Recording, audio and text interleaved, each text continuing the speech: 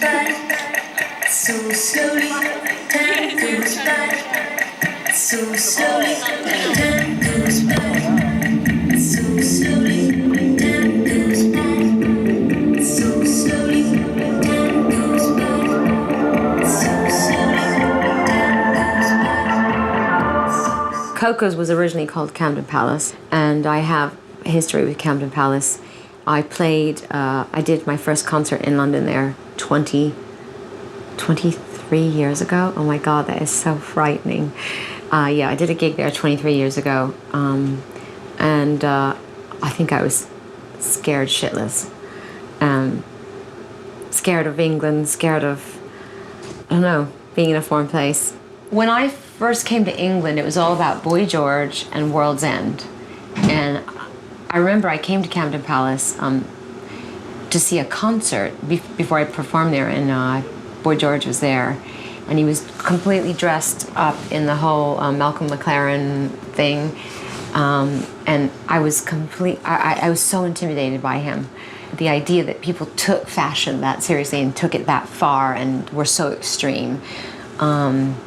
It seemed like everything here was more extreme. There was more of a music scene, there was more of street culture, there was more, I don't know, I guess it was exotic to me.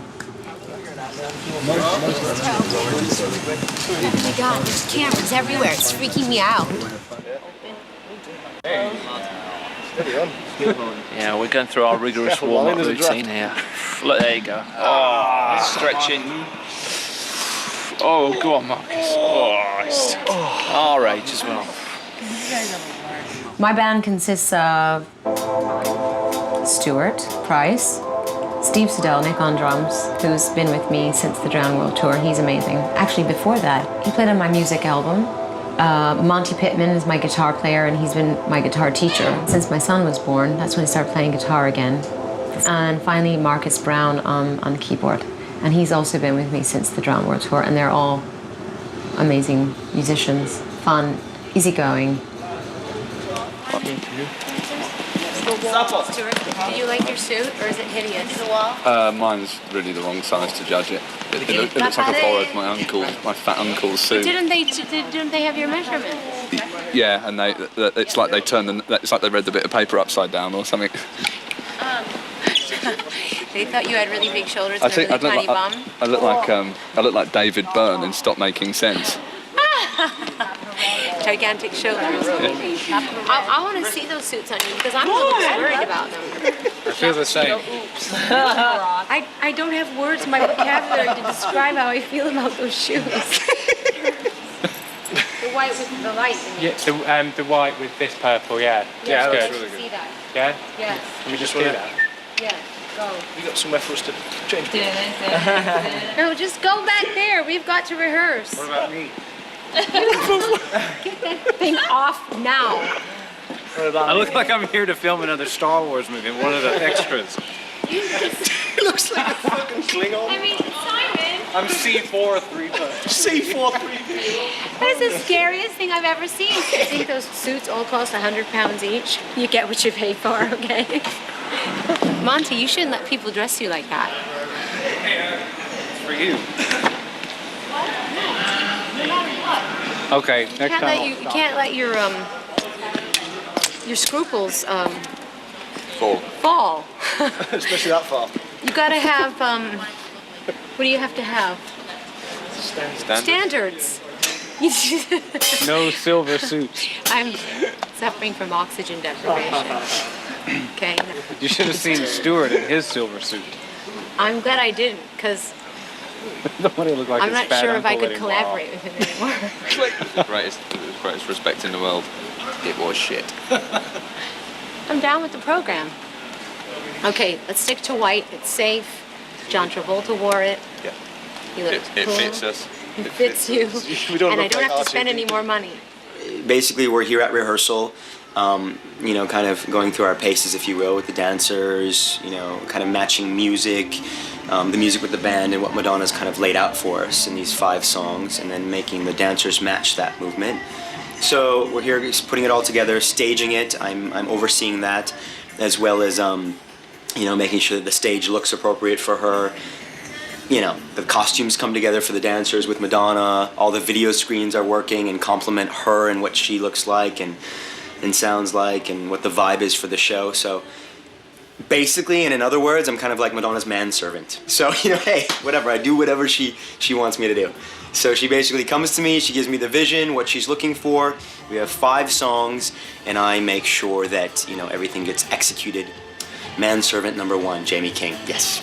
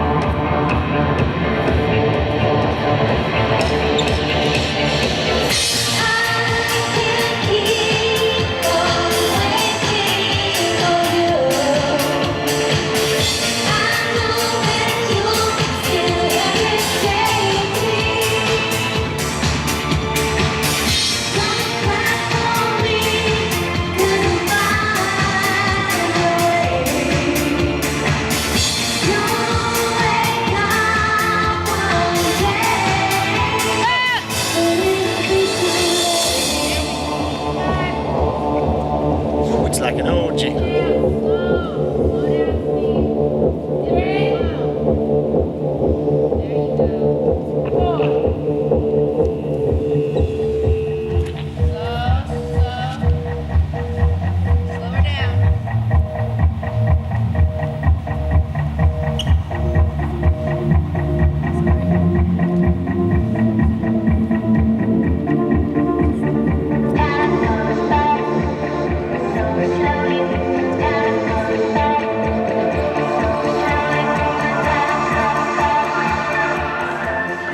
The dancers I think I have on this promo tour are my favorite dancers that I've ever worked with.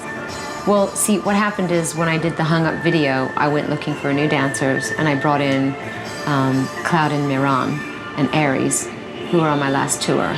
And then when we went to Lisbon, we sort of chopped and changed things around a bit. But I've got a new group of dancers, Leroy Barnes, otherwise known as Hypnosis, and Miss Prissy. I found out about them through David LaChapelle. They were in the documentary Rise. They're amazing dancers. And then Stephen Norman, my 2 French Algerians who are amazing. They're from Gay Perry. And the rest of them are just people from Reinvention. They're all individuals, which is wonderful.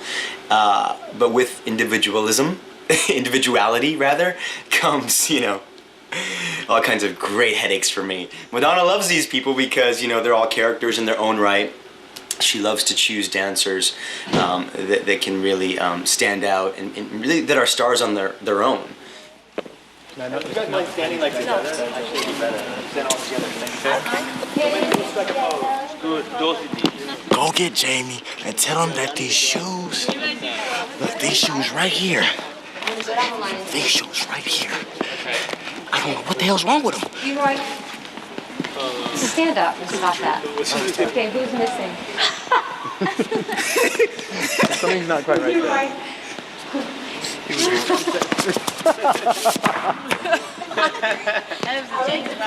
You know what? Don't tell nobody, but I'm gonna go ahead and be Emma's backup singer. You know, I got the little thing that you say, oh, do, fed up, tired of waiting on you. Ring, ring, ring goes the telephone. The lights are on, but there's no one home. Tick, tick, tock, it's 1:45, and I'm done. I'm hanging up on you. He is like this amazing combination of He's like a black Fred Astaire. He's like Sammy Davis Jr., young Richard Pryor, Chris Rock's little brother, and I don't know what else, but he is a badass, and I can't believe he's 18 years old. I mean, it freaks me out that he's such a baby, and he's just a ball of talent waiting to explode, and that guy could do anything. Hey, I'm auditioning for the new Harry Potter. I'm the new villain. Peep this out. That's a good question. I'm telling you, he's a comic genius, and I discovered him, and no one can have him but me. Hey, don't get this. Well, you get this. Mais parce que You know what? I'll tell you why he doesn't want you to get that. He's rubbish, mate. You're rubbish. You're well rubbish. I had such a good time when I did the European Music Awards. I felt like I got shot out of a cannon when that disco ball went up.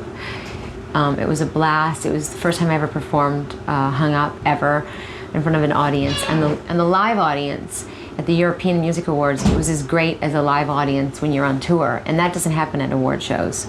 So that was really fun and exciting. It was just fun. You know, I wasn't even aware that we were doing a TV show. That's how much fun it was.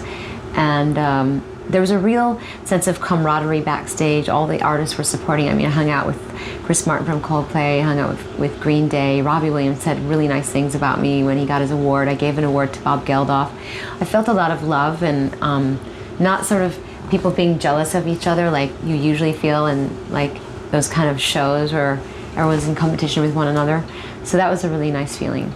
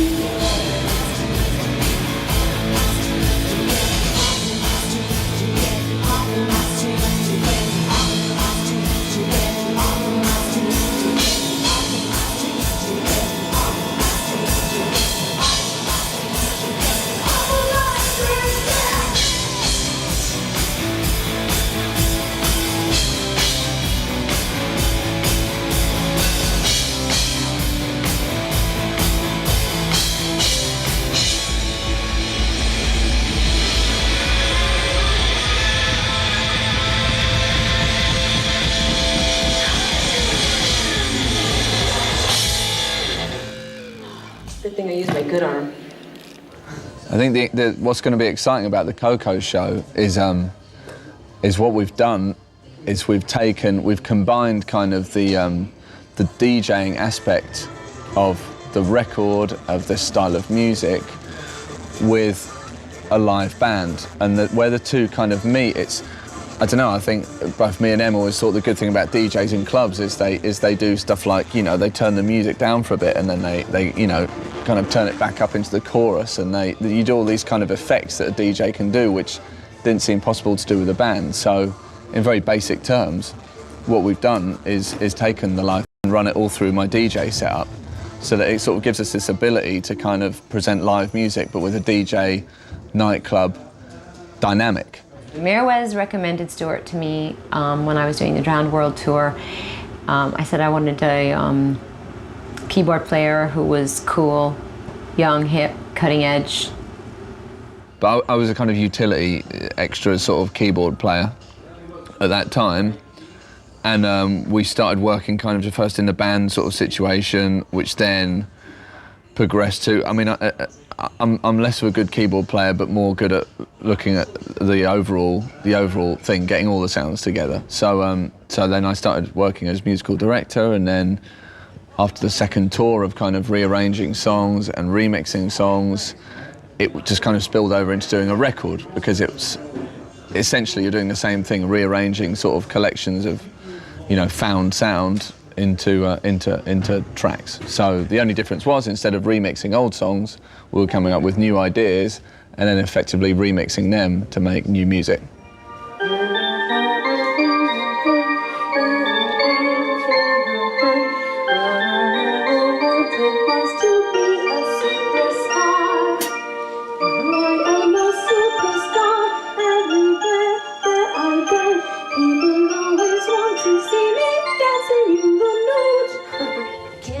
Together, I really wanna be with you. It's better for me to feel.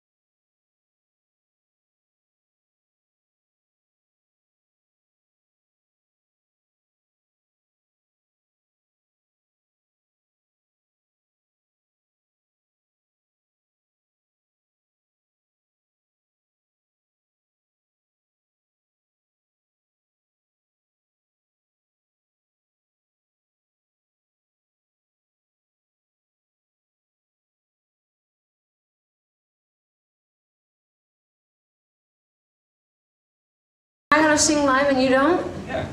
I mean, the whole sort of theme of Confessions on a Dance Floor really is the theme of having a good time. It's the soundtrack to a party, or it's the soundtrack to driving around in your car, or it's the soundtrack to not overthinking things and living in the moment. That's kind of what it is. And it came about out of necessity for her wanting to do that in her life at that point, and that was the music that I'd been doing as a result of DJing around the world for the sort of 3 years before that. You know, I never set out to make a dance record. In the beginning, I was just writing music with Stuart for a musical, and then that musical, the script came, and I didn't like it, and Hung Up and I Love New York were the songs we had written for that script, and I said, okay. Stuart had been taking the dub mixes of Hung Up around to clubs everywhere, because, as you know, he's a DJ as well, and he was getting such an overwhelming response to that song that I decided, you know what, let's make all the songs dance music, and kind of that's how it unfurled. You know, for me, this album is extra special because it's, you know, it's Madonna kind of returning to her roots. I mean, it's a dance album, you know, she's like the queen of, she's like the dancing queen, if you will. So for me, this is like, you know, it's like a dream, because all the music works really well with choreography and movement and dance and staging.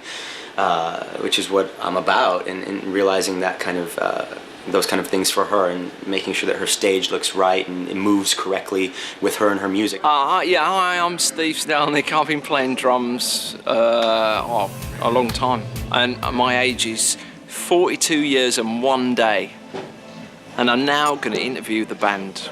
Without Steve Stelnick, there is no life. Steve and Marcus are from the north, which gives them a cheeky kind of unintelligible charm, a bit chauvinistic. There was a young man called Dave who kept a dead whore in a cave. 'Twas not for this leisure he took to the pleasure, but think of the money he'd save. Monty's from Texas, so he's like a southern boy, and he likes to draw when he talks. Monty Pittman is a simple man. Yeah. He's from Texas. He's from Texas. I don't sound like I'm from Texas. No, you don't. Not in any way, but come from Texas. Live in Los Angeles. Proud parent. Proud husband. Proud endorser of Orange amplification. Go Orange. Orange, the voice of the world. Stuart's from Reading. What can I say? Have you ever met anyone from Reading? Stuart and Ricky Gervais. That's it. Did they get Jesus' name wrong, is the question. Oh, they most likely did. Because Jesus Suspected was that. not Latin. I think he was British. From Reading? Possibly. The whole ABBA sample hung up thing was a bit of a sort of happy accident. I mean, like I said, she was working on the soundtrack for this musical that it was going to be at first, and when we were talking about doing the disco section, she said, you know, I kind of want it to be like, you know, ABBA for the future. And at the same time, I'd made this instrumental track up that used that loop from ABBA just because I was DJing every weekend and I wanted something new to kind of take away and play. So it just happened to be around at the same time, and when she said, I want something like ABBA but set in the future, well, here was this track that I'd already been using in clubs and I'd seen the kind of response. So it was just, I don't know, sometimes, you know, like I say, happy accidents and coincidence and things fall into place at the right time, and that track was around at the right time, and I think that's why that became the starting point for the record. That was Stuart's idea. I never get ideas about samples because samples cost money. But that said, if you're going to sample something from ABBA because their music is killer.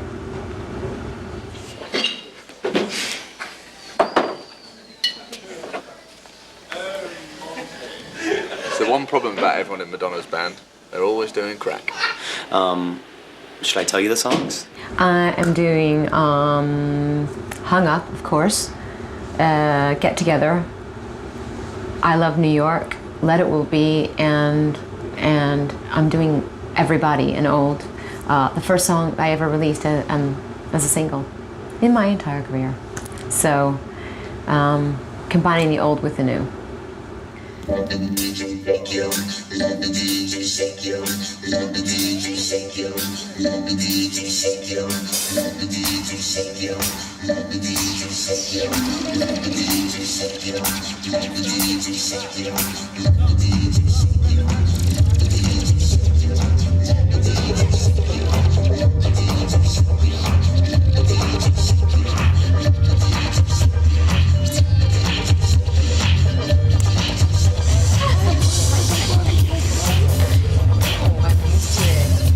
Born with the lights in my eyes, okay?